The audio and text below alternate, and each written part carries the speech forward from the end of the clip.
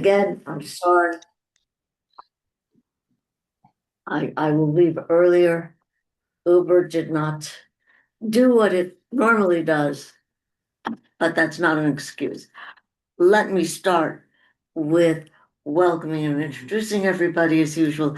Let's start, if I may, with people on Zoom because they often feel neglected.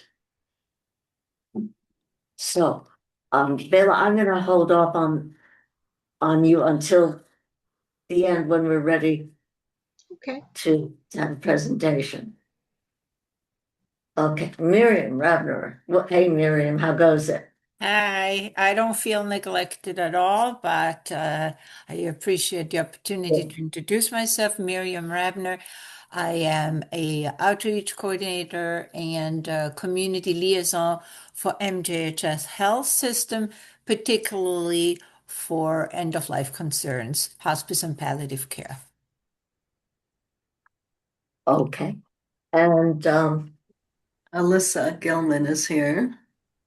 yes, Alyssa. Hi, Alyssa Gilman, and I am the education director for the Amalgamated Housing Co-op.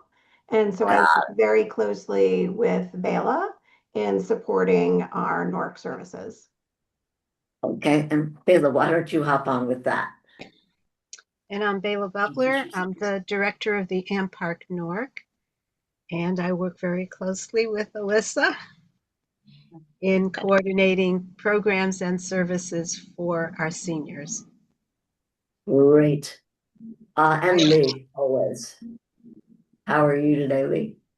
I'm surviving. I'm Lee Chung. I'm a member of the Aging Committee. Okay, I think we've got everybody. Let's go around the table here. I'm Sharon Asherman. I'm the director of the Older Adult Center at the Riverdale Y. And Aubrey. Aubrey Malcolm. I'm the VP of Grants and Foundation Work for River Spring Living. And Doyle, I am so excited to see you. So good to be back. Doyle McCarthy, I'm a committee member of the community, right? Yes, Yep. and Aubrey, you're also a community member if you Community. accept it. Wonderful. And I Sharon, love it. the deal is if you're here at least 3 times. 3 meetings, yes. So all of you, Meeting in a row. So Okay, you can, do you want everyone here to be community? Yeah. Okay. of course, the Then more you're the better. officially part of the committee, like I as just part of wanted- CBA. Thank I'll you. add you to the list. Did I do my acceptance speech now? I just like leaving our work early once a month. There you go. I Now you believe, have to, you have no I excuse. believe Miriam, you've also been here quite a lot. Would you like to be a community member? Who's that? Miriam. Miriam Radford. You may be muted. Yes, I've been here regularly. Would you like to be considered a community member? And what does that mean? What does it Uh, entail? It means you're an official committee member of the Aging Committee at Bronx Community Board 8. So you would be expected to attend all the Aging Committee meetings. It means that you have a vote in everything that is decided in this committee. You would not be able to vote in the full board meetings, but you do in the committee meeting that you're a part of. So we would love to have the more the merrier. My pleasure. Thank you. So Sharon. Thank you. Asherman? Yes, ASHERMN. Who's here? Jill. Jill. Oh, Okay, Hello. I'm so sorry. It took me 45 minutes to get here. You know what? Better late than never. Just put your name for me on yeah, there. of course. Okay. Jill is a board member on this committee. Okay, let's do, I guess, an official roll call. I'm sorry, I'm holding this That's on you, okay. but I want Jill to sign as well. Okay, Lee. Official roll call, Lee. Present. And Georgia. Georgia, I don't. She's absent She's today. absent, okay. Jill is here. How are you? Doyle is here.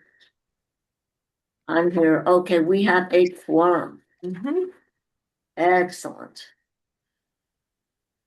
Okay, do I hear questions? We distributed the committee, the minutes of the last meeting. Do I hear questions about the minutes? Yes, Doyle, please. Yeah, we should just correct Farah's name. Oh, Got well, it. thank you. Farah. Oh, right, Farah. Farah. You're very School good. Reuben, Okay. Great. Community Board 8 guests, right?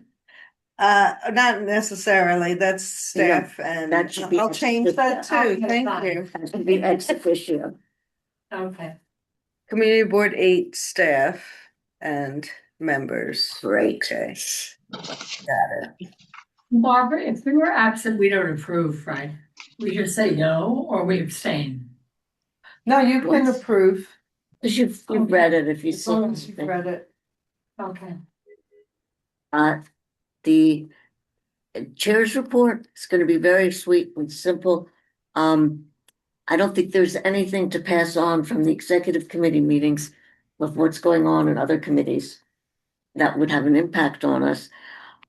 What I did in between our meetings was I developed potential categories for the resource guide and I sent them on. And I've done some further work, which I sent over to Artie Mhm. based on your commentary. And so that was pretty much my task. And I want to thank Bela and Alyssa, I'm terrible with names. Mhm. Bela and Alyssa for coming. And if you would spend maybe 20 minutes, a little time for questions and answers, telling us about ORCs, what they are, what you do as a provider within an NORC. Thank you so much for coming. Okay. Thank you so much for having us. I remember coming for a number of years to your Community Board 8 meetings and working on the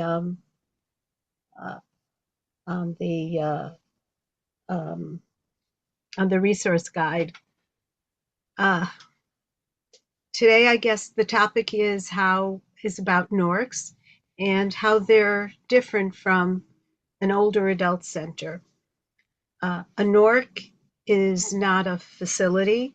It's a neighborhood, an apartment building, or a housing complex where a significant percentage of seniors reside because they aged in place, not because the neighborhood was planned for seniors. NORCs are supportive service programs, and we bring services into the community of where people live. We do case management, healthcare management. The AmPark NORC has 2 registered nurses and 1 with a master's in public health. We do health education, social programs, as well as educational programs. We also, in partnership, since the NORC is a partnership with 3 entities, one is the housing complex. In this case, it's Amalgamated Park Reservoir Housing, with a nonprofit. In our case, it's with the Riverdale Y, and with a healthcare entity, which in our case is Visiting Nurse Services, VNS. We're also able to provide transportation through our partnership with the Riverdale Y. The services are, for the most part, offered on-site, and they're offered in our community room and all in community rooms located within the NORC, and also in our auditorium. We partner with local organizations, both governmental and institutional. One of our major partners is Montefiore Einstein. We have geriatric fellows who, in their geriatric rotation, provide health talks at the NORC. We also partner with Columbia University in their School of Occupational Therapy, where their master's level occupational therapy students do do an internship at the NORC. We just finished one round of internship with a current, I believe, second-year students at Columbia University. How an older adult center, and Sharon, correct me if I'm wrong, is a designated physical facility which is created specifically for older adults. People go to the center to participate in classes, meals, recreation, social activities, and also for supportive services. The center may not necessarily be located where the seniors live. They have to travel to it. So what are the advantages of a NORC? A major advantage is that it supports aging in place. The NORCs help people remain in their homes and in their communities by bringing support services directly to where they live. Another is conveniences. The services take place in the building or the neighborhood where they live, which reduces transportation barriers. The seniors don't have to go anywhere. We go to them. Another is strong community connections. Because NORCs grow naturally over time, the people in the NORC know each other and they have a very strong sense of community. The NORC program builds upon these relationships. I have had so far 3 generations of NORC clients. I've gotten to know 3 generations, actually more, because I know the younger generation. So you really become an integral part of the seniors' lives. There are also tailored services. The NORC programs are customized to meet the specific needs of the community. We are required by NYC Aging to conduct focus groups on a yearly basis, because a NORC is consumer driven. The seniors in the community decide what programs and what services they want. And so therefore NYC Aging requires that we conduct a yearly focus group. NORCs are preventive and wellness focused. We integrate health promotion, screenings, healthcare management, case management to help maintain independence and avoid crises. Our NORC nurses make home visits. We see people not only in the office, but we see them in their own homes. And it really gives a different perspective when you see not how the senior wants you to see them, but how they really are. We see the status of their home, we see their ability to navigate their home, and we also learn a lot from their home because we see what's important to them, what they value, and what type of not only needs they have, but also what type of person they are, so we can figure out how to help them. One of the most important advantages of a NORC is that it's cost effective. I just handed in my monthly statistics on a new computer system that is impossible.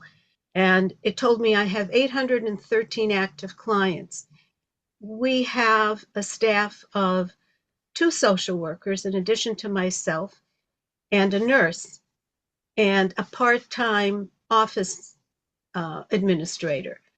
So when you figure out how much value you're getting per the amount of money you're paying out for staff, it's an immeasurable amount of value that you're getting for your money.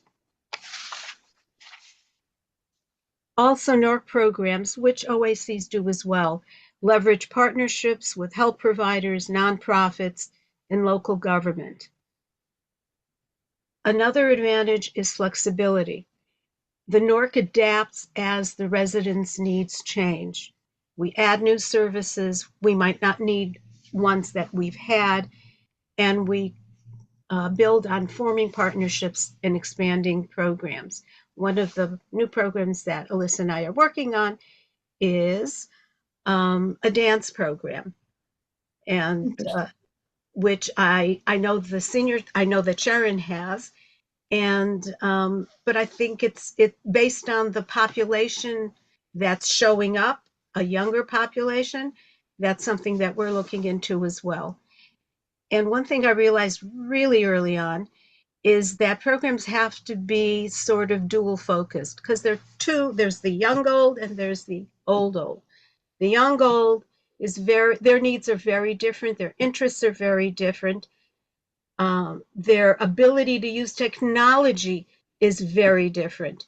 And the old, it's not that they don't want to use technology, they have a very hard time adjusting to the new technology. Going back, so a distinct advantage of a NORC is that the NORC is built into where the people live rather than being a separate entity. Services come to the NORC, people don't have to travel. Weather concerns are not necessarily an issue, though we don't want the frail venturing out when the weather is bad, but the young have no problem. And so this ensures that we have participation in programs. We have a couple of exercise programs, and when the weather's really bad, I think nobody's ever going to show. And surprisingly, they come out because they want the exercise, and for them, walking outside or walking a block or two is not an issue. Another significant advantage is stronger trust and social cohesion. The people in the NORC often have known their neighbors for decades, and they keep an eye on each other. It's a family. And when one person notices that a neighbor is struggling, they will reach out to us, and so that we can intervene before a crisis occurs. We don't need to build a community from scratch. The community is there.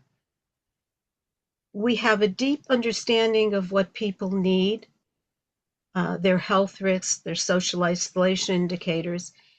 We get to know them on a very intimate level. And they get to know, and I think even just as important is the fact that they really get to know us. And so they trust us, and they'll come to us with knowing that when they do come to us, it is in confidence, and that we will try and do our best to help them.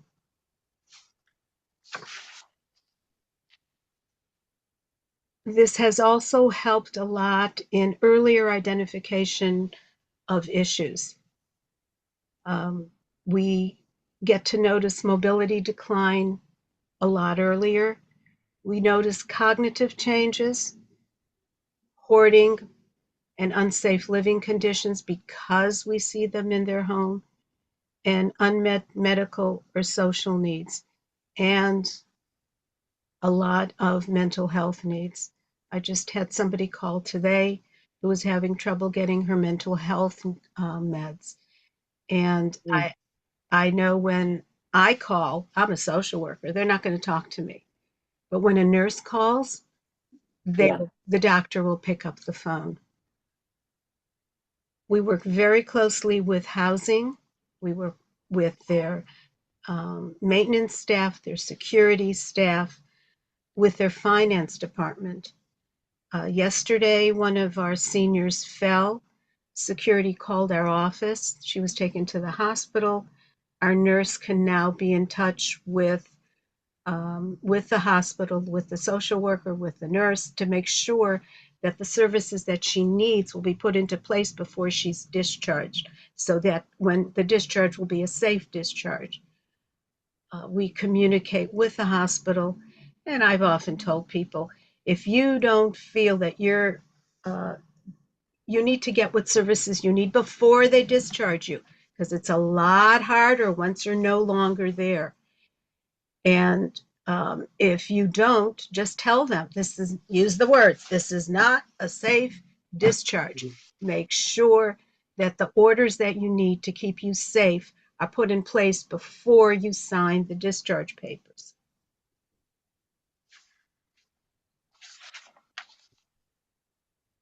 We have an ability to reach the invisible middle, the people who are isolated, who don't seek out senior centers, who avoid senior labels, and who have mobility limitations.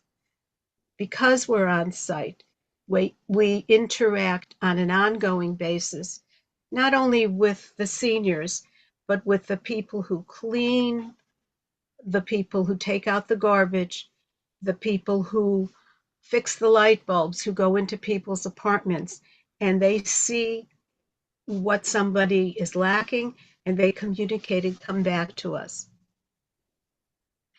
Cost savings are also with reduced emergency room visits. If we can intervene before a person is actually in a crisis, that makes a difference too.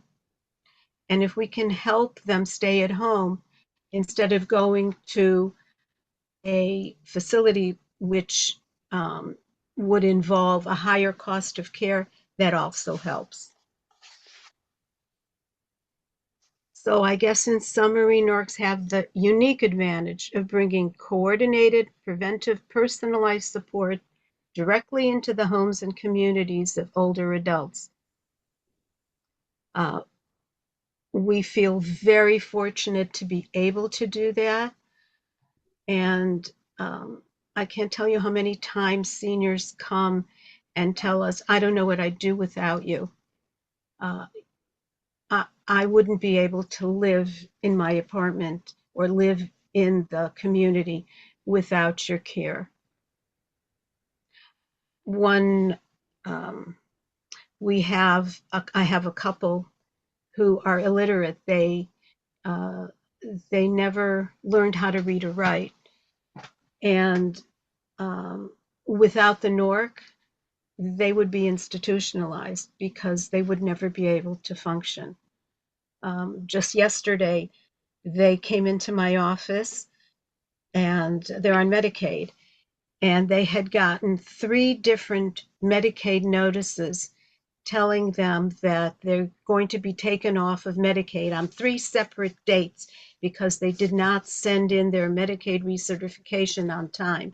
I did their Medicaid recertification. It went in on time, but it was lost in the system. And I had to fill out 3 different requests for fair hearings with 3 different, same case number, but 3 different notification numbers. And this is not the first time it happened. It happened a few years ago. And I literally had to sit in that apartment until they were called to respond to the fair hearing. One of them is undergoing treatment for cancer, for breast cancer. And her physical status is very fragile. And should she lose her Medicaid, it's just unthinkable.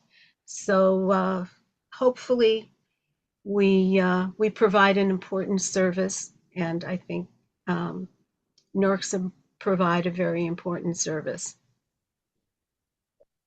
Thank you so much. Very interesting. Questions? Joanne? I live at Knowles Crescent, and we were told for years that we were a NORC, a naturally occurring retirement community. And I'd like to make sure that one gets established where I live at 6080 Knowles Crescent. Is there a best contact or email for you? Well, a NORC is a federal designation, and it is NYC Aging has 36 NORCs in the city of New York. The process to obtain funding for a NORC is it's an RFP process. The next RFP is supposed to, the current contract for all the NORCs ends on June 30th, 2026. There's a concept paper that will be going out in January, which will be detailing what the NYC Aging as the funder is going to request in their application for funding status for a NORC going forward. I would be happy to, I can certainly give you my email, my phone number, to discuss it with you. In terms of, there's a population requirement. You have to have a certain percentage of seniors in the housing complex. And I can, why don't I talk with you? You can contact me. That's not a problem. Thank you. Thank you so much. That was my question. What does it take to get designated as a NORC? But you said someone already told you who had been. Well, we were he was interested in getting us established. He died, getting us established as a NORC. So you're not a NORC yet? No, No, I think I read in the Riverdale Press, maybe 5 years ago, really? that KPOC had applied and it was denied. Oh, You mean no? With no, no reason given in the newspaper article. But I think that it's important to pursue that, and I think that's something important that yeah, the community board should know about as well, that whole Correct. process. right. And maybe it's 25 and 55 and not 60 and 80. Yeah. So we should find out. What is the eligibility age for a senior adult? Age 60 and above. And the other important part is the NORC is a partnership. It's between the housing entity, the nonprofit, and the healthcare entity. So what happens when an apartment becomes vacant, either through death or increased care needs? Is there a waiting list for those apartments? I'm not aware of any waiting list. Right. Bela, do you have a waiting list? You're talking about amalgamated houses? Yes. No, Knowles Crescent. No, she's asking a different question. Okay. She's asking, Yeah. different question. I'm happy to jump in to talk a little bit about amalgamated. We are what's known as a limited dividend or a limited equity co-op, and we are governed by the state. Our supervising agency is Homes and Community Renewal. And so there is an application process. Anyone who's interested in the amalgamated needs to fill out an application. There are income guidelines that are included in that application. We receive those applications and then have to forward them to the state for the state approval, and that triggers the process for additional documents to move forward on someone becoming eligible and to actually see apartments to see if they would like to accept one. Okay, thank you. Now, who is responsible for coordinating the RFP and the three entities? Is it New York City Aging? Who does that? Do you know? You're talking about Becoming a NORC. And the RFP, I assume, has to show the coordination between the three entities, right? correct. So who's responsible for making those liaisons and writing the RFP? Okay. Crickets. In our case, housing and my office and housing work together. to write the RFP.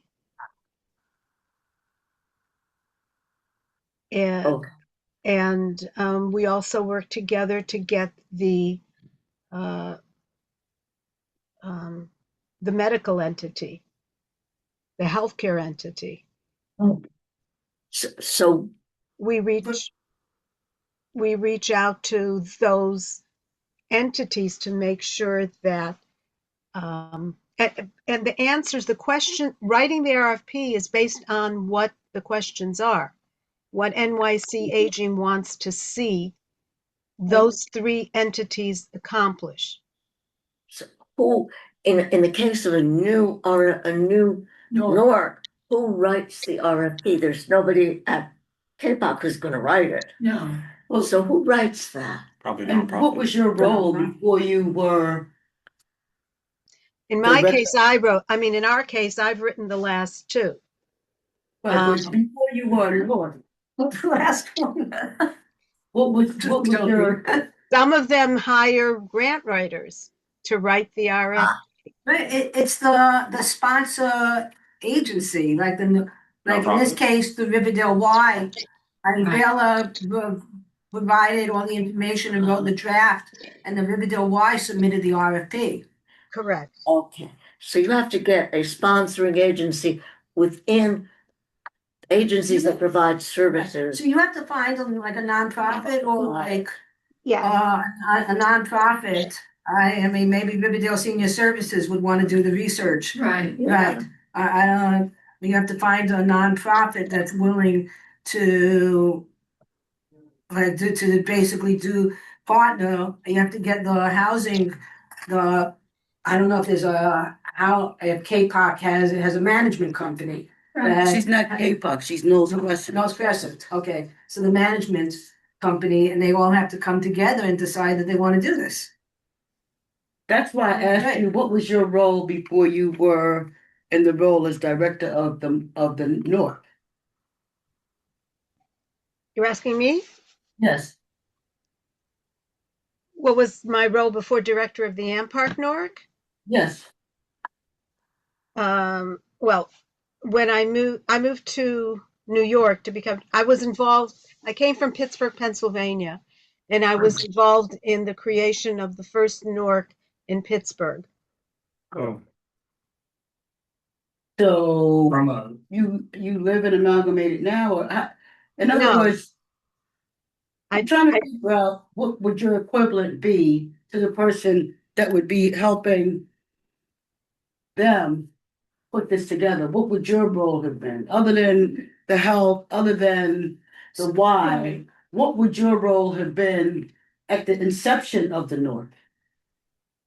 I think Or her role was it comes already after the developed? establishment. Right, she was You said what? I think her role comes after the establishment of the, Well, that's what I'm saying. Were you involved in the establishment of the North? I was not involved in the establishment of the AmPark NORC. I was involved in the establishment of a NORC in Pittsburgh, Pennsylvania. That's why I'm asking the question. Who was involved in the establishment of that North? It was it was Bronx Jewish Community Council, which was the nonprofit, and it was the New Jewish Home, which was the healthcare agency, and Amalgamated Park Reservoir Houses, which was the housing entity. The management of the Amalgamated Park. Correct. And they worked together to establish the NORC. The AmPark NORC is one of the first 5 in the first demonstration project in New York City. Stillman Co-op City is another one? Yes, there are 5 NORCs. Yes, there are 5 NORCs in the Bronx. No. One is No, Co-op City. I know this, what you're talking about, because I grew up in, and my 94-year-old mother lives in Co-op City. So I'm very well aware of everything you're talking about, but I never knew who decided that they were North or who put together or whatever. That's why I asked you what was your role. But I have a question, did the state, like way back, didn't the state issue demographics and probably when the state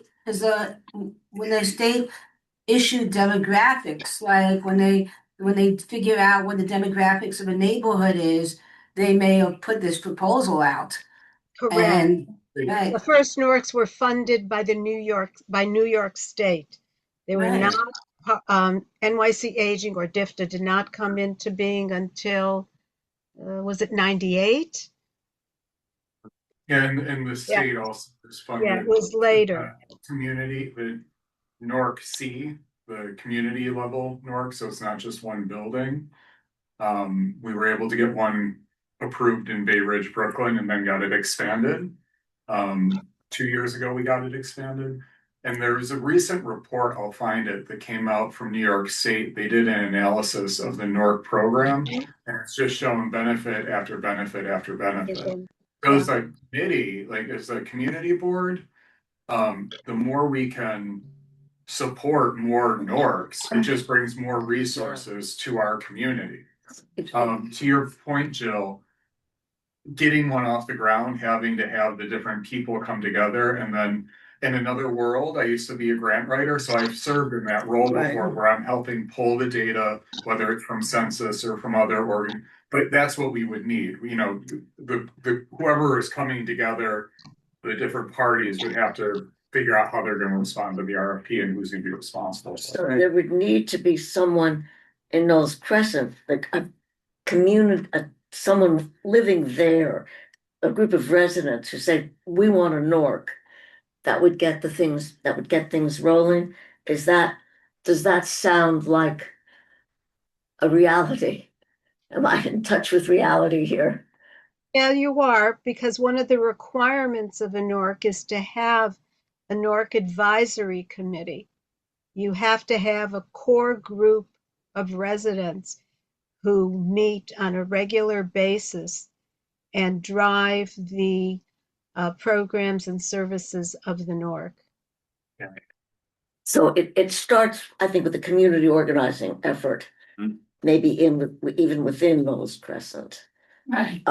In the interest of time, I can't thank you enough. This is really so interesting, so wonderful. I always knew about NORCs, but not like this. Right. And thank you. I will distribute, if you like, if it's okay with you, I can distribute your contact information to the committee if that works for you. Sure. You could send it. And Melissa, yours as well. Thank you so much. Thank you. I really appreciate it. I think next on the agenda is an update for the Senior Resources Guide. Could you share that document I sent? And what I did, we're creating a Senior Resource Guide here, or updating it. And what I did was, thanks to Aubrey, he sent me several different resource guides. I looked through them and sort of collated, if you will, the different categories they use, the different structures with different ideas. And I had a couple of things in mind over all of these categories. And one was to make them as user-friendly as possible. For example, brain health. That includes both mental health, Alzheimer's, to make it intuitive. If I'm looking for help, I want to know where to do that. The other thing I was hoping to do was to have an entry point and perhaps a troubleshooting point for each of those. What I'd like to do is get any feedback on what you think of these categories. I've gotten comments from Doyle and Aubrey. Do we have any other comments? May I speak? It's Miriam from MJHS. Please, Under the I health, would love it. one of the things that we discussed, Barbara, before Uber delayed your arrival, is that the resource guide has really been most helpful to professionals and service providers, and not as much as far as we can gauge, and we don't have hard data, to individual users, to the community members. So that is something that I think is important to keep in mind, to Yes, expand the scope and the accessibility of this resource guide. And I know in other communities, the resource guide has been translated in different languages so that it's really a resource for the people who need it. And I see under, for example, health resources, even though I deal with palliative care and end of life, we also deal a lot with hearing loss in the older population, with vision problems. So if we could expand some of the categories where people have an opportunity to find a link or a phone number or an organization, and they become a little bit more active and empowered to do research on their own and don't have to rely just on the professionals. great idea. I've so noted, but we can add hearing and vision. Any other ideas? Why don't we scroll down? Well, let's stop at housing in the community. Any commentary? Safety resources. I thought adult protective services was the proper entry point. Barbara, I Please. was confused by an entry point. I don't know what that means. I don't know. Oh, okay. I will have to find another term for it. When you're trying to access a help, sometimes there's a first place to go that allows you to enter this larger system. For Right. example, a hospital, there's going to be a better entry point, or nursing. And so When you say entry point, do you mean like a link or like a computer? I don't understand what you mean either. I'm hoping for a link. Let me do some work on that. And the reason why I bring that up is because I think links are great, except that older people are known to have intimidation around computer researchers. I've had my mother's computer in my trunk of my car for about 6 months, and she hasn't even asked about it because she was having so much trouble Right. trying to figure it out. And then she lost her vision, which made it hard to see. So, it's like, Yeah, so when you say entry point, it I should mean, be. I'm thinking of these areas, quite differently from what I see here, for example, but I don't know if we can do this. So when you have those guides to senior living that say what makes a city attractive, if I were to have a title of health resources, then I'd want a list of every kind of doctor that caters to the senior population in that community without promoting one or another. How many, my mother now comes from Co-op City to here because my doctors are here and people that I know doctors here. And I don't like the doctors over there. So now my mother goes to, what do you call a doctor for older people? Gerontologist here. All right. My mother goes to an ophthalmologist here. But I would have a list of every ophthalmologist, those are the things the questions that always come up for us in our journey. Where do we find this? I just took her to the Lighthouse Guild because she lost her vision. The ear exam, I've been telling her for the longest time, Right. I can take you to ENT, but I want you to get your ears cleaned first. Oh no, I clean them with a Q-tip. So Yeah. it got so bad a couple of weeks ago, she had to go to urgent care, and I'm laughing. Oh yeah, what can they do? That's not an ENT. They're gonna refer you to an ENT. Just so happened that particular urgent care had the equipment to clean her ears, and she was like, "Oh, I can hear now." Yeah, they take the wax out. So, do all of the urgent cares in this community have a way to deal with a real examination and cleaning? Those are the kind of things I would want to see in health resources if we're going to say that we're developing something like what they develop in those guides to they're general. They say health, but I think if we're talking about Community Board 8, we need to be talking about Community Board 8. Okay, I don't know. Let's think about it. I don't know how realistic it is to It's have not- everybody listed. It would be this thick, but maybe there is. I'm thinking, let's say Columbia University Medical Center. That's not within our catchment area. But it's what I know. There is a But what is in website. that building over there on 231st Street that relates to this population is what I'm saying. Right, We would right. put that building, but we would put it and then put the services that they have that relate to these particular areas.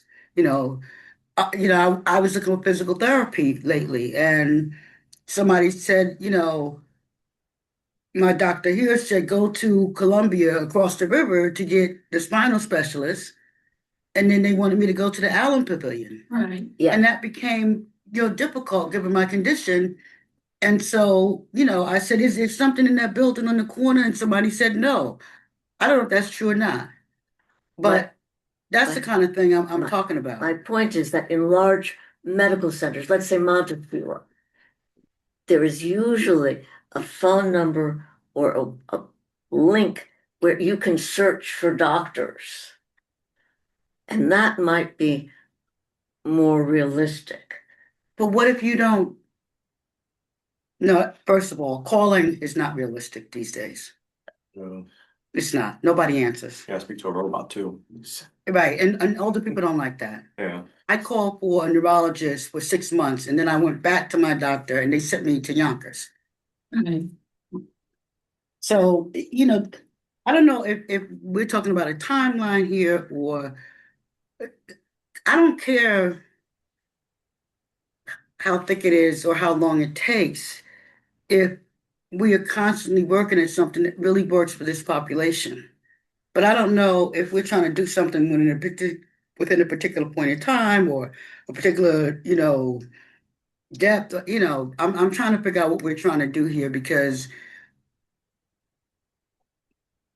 I have done a lot over the past 5 years in particular with trying to assist a person in their 90s navigate all this stuff. And let me tell you something.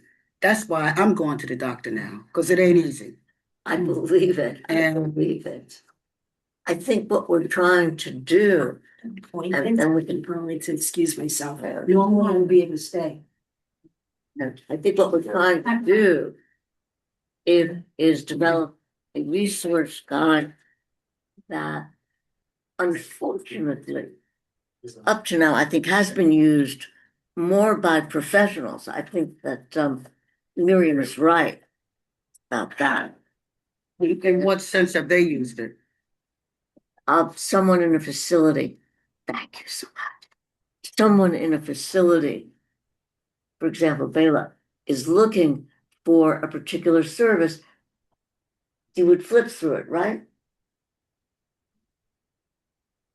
So I that's what we've had up to now, I think, in that resource guide.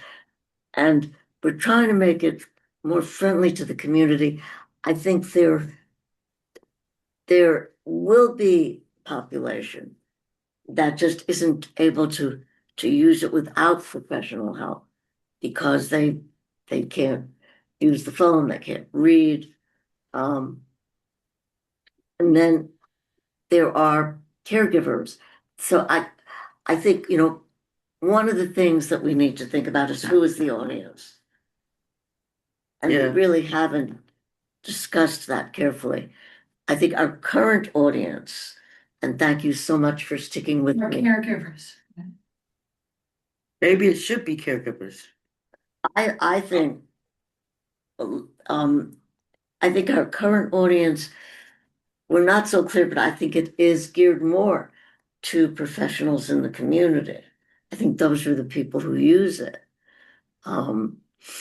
So that, So I don't understand who that is. So we're writing a resource guide so that doctors can make more money or housing No. people can look for people. I'm not quite sure.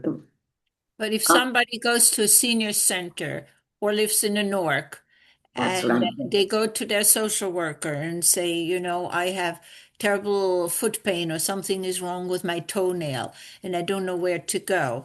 And that social worker or the nurse or whoever is managing that client's health or paperwork or whatever, then looked up in the resource guide for a podiatrist.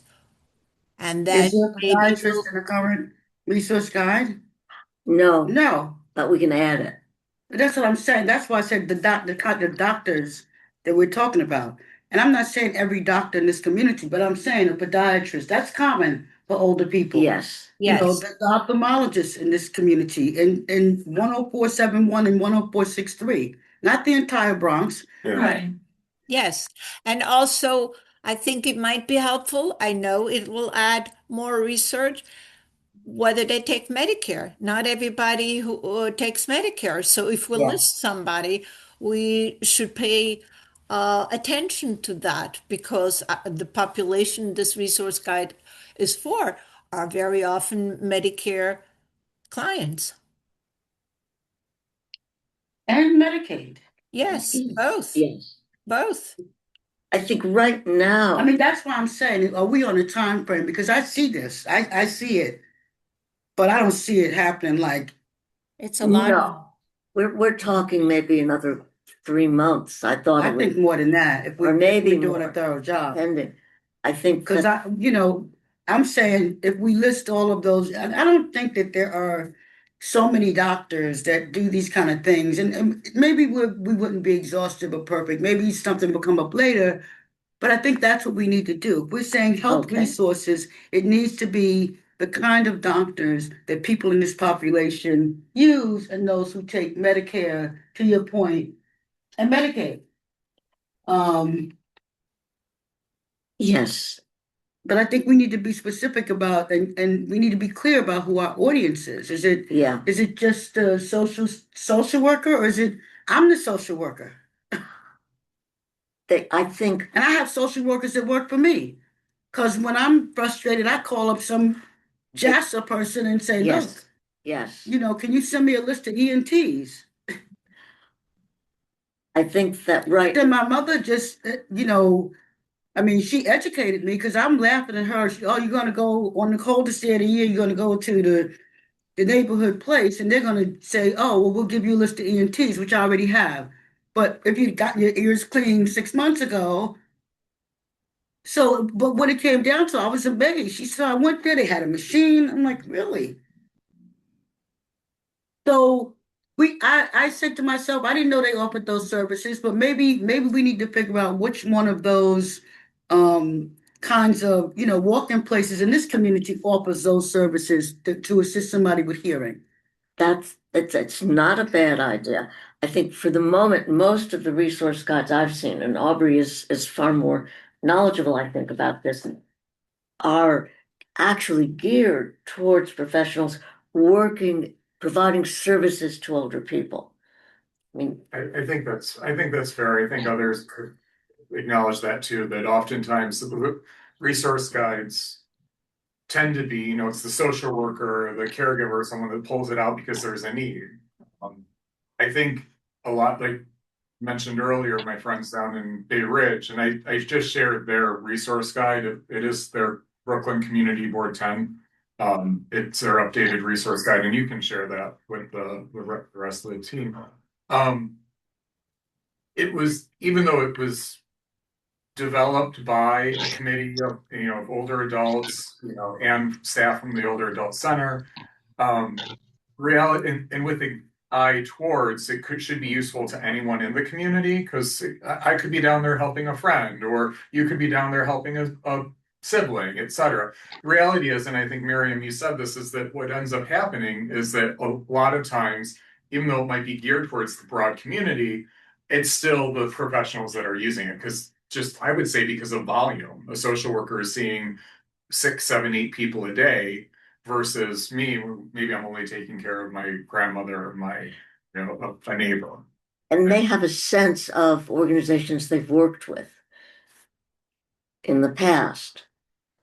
At a senior center, for example, they may know of a particular doctor who's been very helpful, or a particular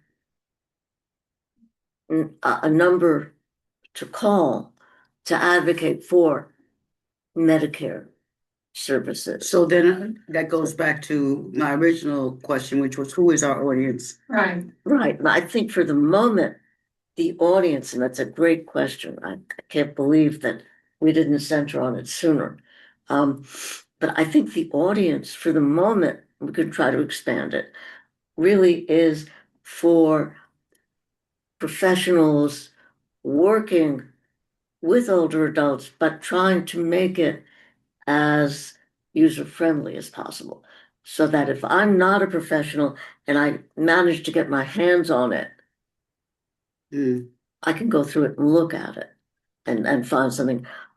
It's not, let's think about where the resource guides would be placed. And We'll have lots also, of copies here.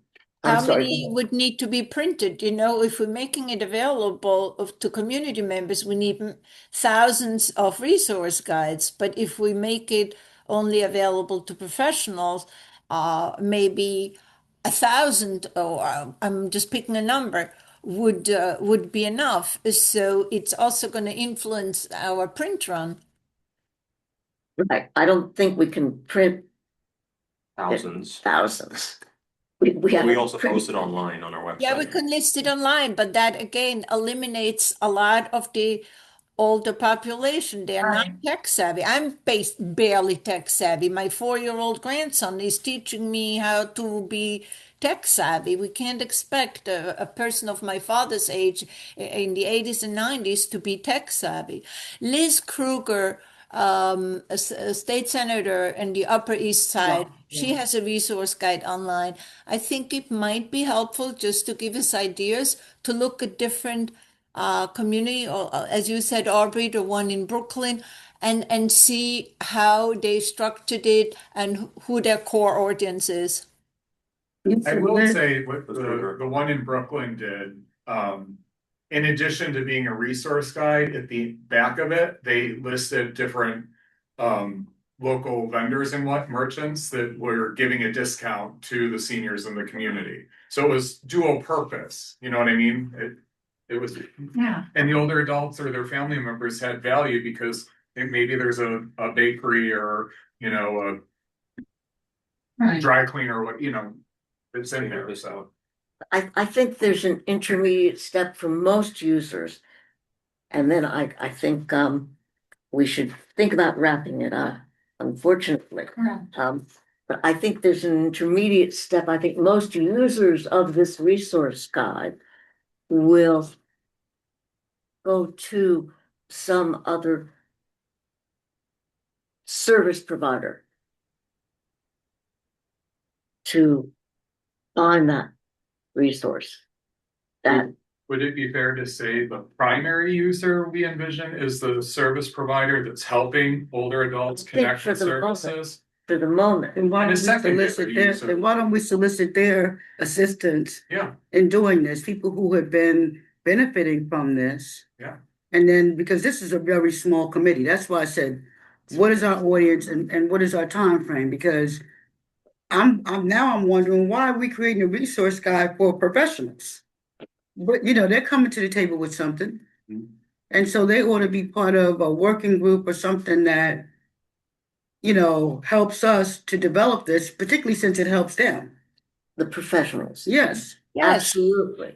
I think one of the things we might do is when we're a little bit more advanced, we can circulate it to some professionals after we've looked at it and get their feedback on it and get their input. I think I like that idea.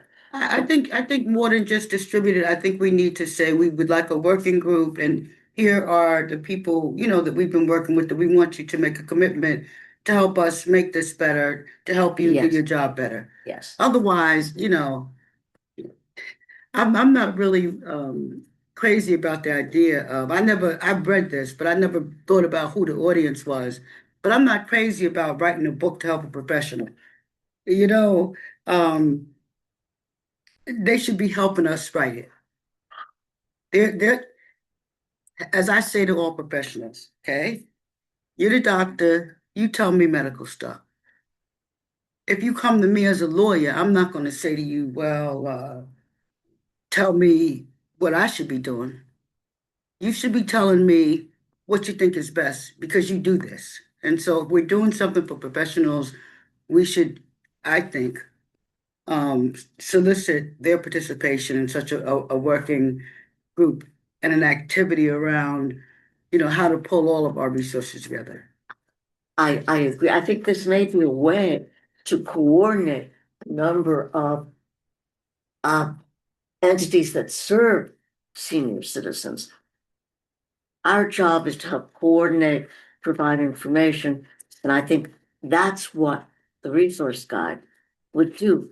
Liz Kruger, some of the other entities that create that, it came from that entity as a service to the community. And I think that's part of it. I would start, because it feels overwhelming. Yeah. I would start with creating a draft, an updated draft, and then circulating it, having a focus group with the audience being initially providers, at least. I will reach out, and I will reach out to some people for ideas. I'd love to talk to you more, for example. Call me. I will. Don't email me, Barbara, because I've been overwhelmed and sometimes I got, you know, Okay. I got 30,000 emails on my that are unread. Jeez. So I didn't want to, I thought it was less intrusive. I will call. call me, Oh. text me. That's the best way to get me. And say, Got Joe, it. give me a call when you get a moment or whatever. I do make time for the things that are important. As you know, this is my second job doing this. So You will I take it very seriously. And I have a wealth of experiences that I've been through, from the Hebrew home to, you know, trying to get housing in this area, to move my mother closer to me, to, you know, the medical staff, to everything that's here. I got my finger in it, believe me. You will hear from me. Transportation. You'll Somebody hear from me calls within a me. week. Somebody calls me whenever my mother's leaving the house. I got cameras in there. I got people 24-hour care. And now I got drivers that know to call me and say, I'm here, I'm 20 minutes out or whatever. This is what I do every single day. So I will text you within the week. text me. I think we'll leave it at that because it's not fair to keep you guys. It's getting And I'm late. sorry I was late. It was a 45-minute drive. I could not believe it. I left my job at 3:30. So I was late. and that's a because 10-minute, you know, I had a commute. not a bad experience, an unusual experience with Uber. Okay. As far as, I think that's where we're gonna leave it. I will circulate budget priorities, which was the new business on the agenda. I'll And I want to circulate give some something about thought that. to, you know, what Miriam is saying, because I had also made reference to the fact that computers are difficult for older people, but reading could be difficult to older people. So the question is, you know, do we have, in order to promote this, do we have seminars at our local senior organizations?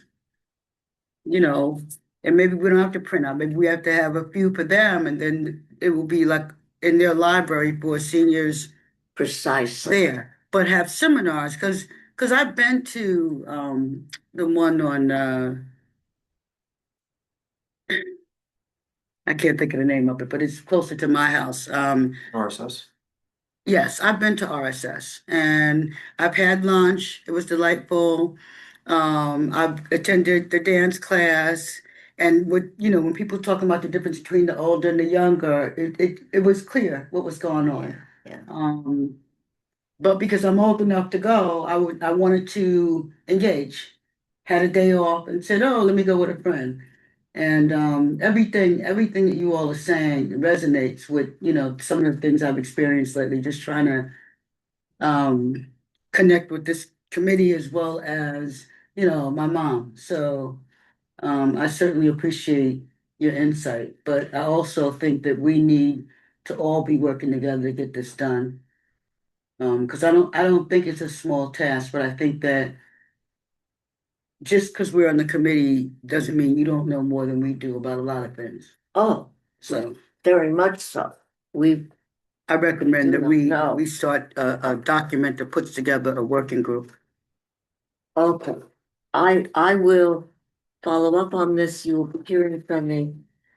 And what I'm thinking is I'll reach out and ask individuals to help me populate these categories. And Okay. I think you've got some really good ideas, and I have some other ideas.